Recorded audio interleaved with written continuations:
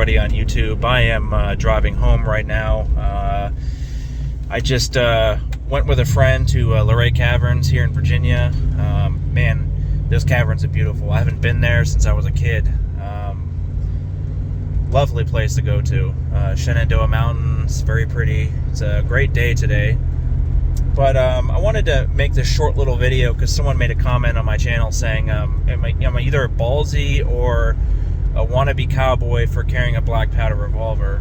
I can understand that, because I don't have to carry black powder. I can carry my 1911, which I normally do. I 80% of the time is my 1911. Occasionally, I will carry my 1851 Navy.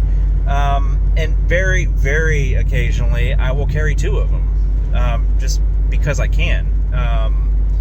And I wanted to tell you guys a couple stories.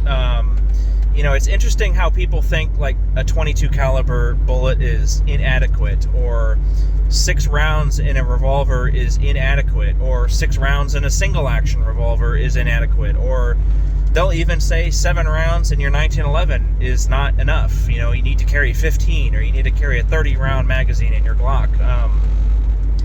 I disagree with that. There have been 2 occasions where I was carrying my cap and ball revolver.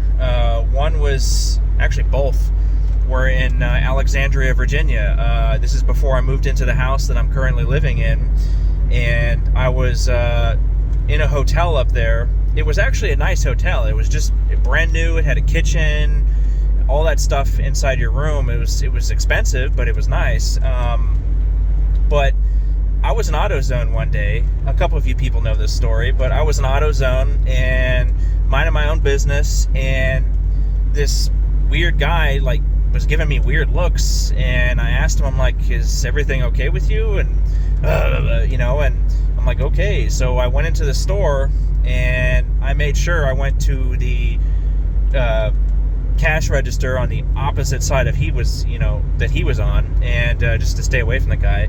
Got my parts. I walked out of the store, and as I turned around when I was walking to my car, he had a box cutter knife out, and he was making slashing motions with it, walking towards me. And I decided to open up my car door, and I was standing behind the door using it as cover, and I pulled out my black powder revolver, and I cocked it. And after I did that, he folded his box cutter knife, put it back in his pocket, and walked away.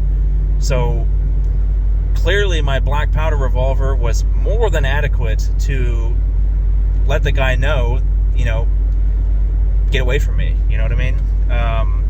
The second time in Alexandria, in that hotel, I was walking my elderly German Shepherd. I have a 12-year-old German Shepherd now. And I was walking him at nighttime, to go potty real quick. And next to that hotel was another hotel, and that city was, I guess, renting it out for homeless and people who were, going through drug problems.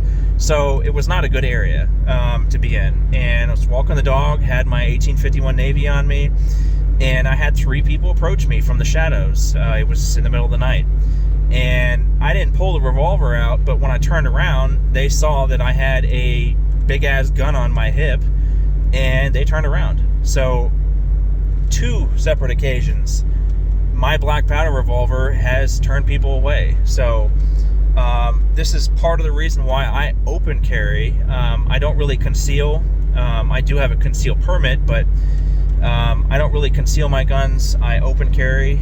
And the reason why I open carry is not because I want to mean business or I want to be a wannabe cowboy or anything like that. It's just to let people know, stay the fuck away from me. So, and that has worked on 2 occasions.